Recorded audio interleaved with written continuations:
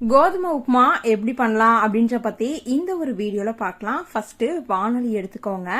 இதுல எண்ணெய் கொஞ்சமா ஊத்திக்கலாம். எண்ணெய் நல்லா காஞ்சதுக்கு அப்புறம் கொஞ்சமா கடுகு போட்டுக்கலாம். கடுகு பொரியட்டும். சும்மா ஒரு ஸ்பூன் அளவுக்கு கடலைப்பருப்பு, கொஞ்சமா உளுத்தம் பருப்பு இதை போட்டுருங்க. நல்லா பொரியட்டும். நல்லா பொரிஞ்சாதான் கிறிஸ்பியா இருக்கும். அதனால கொஞ்சம் நல்லாவே பொரியட்டும். அடுத்ததா கொஞ்சமா சீரகம் போட்டுக்கோங்க. அதுவும் நல்லா பொரிஞ்சதுக்கு அப்புறம் மீடியம் சைஸ்ல 2 வெங்காயம், 2 பச்சை மிளகாய், ஒரு தக்காளி இதை போட்டுட்டு நல்லா வதக்கிக்கோங்க. அடுத்ததா கருவேப்பிலை ஆட் பண்ணிக்கோங்க. இது நல்லா வதங்கட்டும். வதக்கிட்டே இருங்க. அப்படியே கொஞ்சமா உப்பு ஆட் பண்ணிக்கலாம். அதுவும் ஆட் பண்ணிட்டு கொஞ்சம் பொன்னிறமா வதங்குற அளவுக்கு நம்ம இந்த வெங்காயம் தக்காளியை வதக்கிட்டே இருக்கலாம். பாருங்க நல்லா வதங்கிருச்சு. இந்த ஸ்டேஜ்ல 2 டம்ளர் தண்ணி ஊத்திக்கலாம்.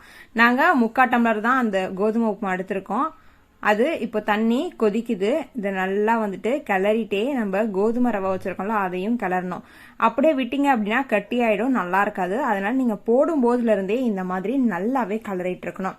ஒரு 5 மினிட்ஸ் இந்த மாதிரி கிளறிட்டே இருந்தீங்க அப்படின்னா நம்மளோட கோதுமை ரவை உப்புமா ஒரு நல்ல இதுக்கு வந்துடும். பாருங்க கொஞ்சம் கொஞ்சமா தண்ணி மிக்ஸ் ஆயிட்டே இருக்கு. ஃபைனலா நம்மளோட கோதுமை ரவை ரெடி ஆயிடுச்சு. பாருங்க இந்த ஒரு ஸ்டேஜ்க்கு வந்தோடனே நீங்க அடுப்பு ஆஃப் பண்ணிடலாம்.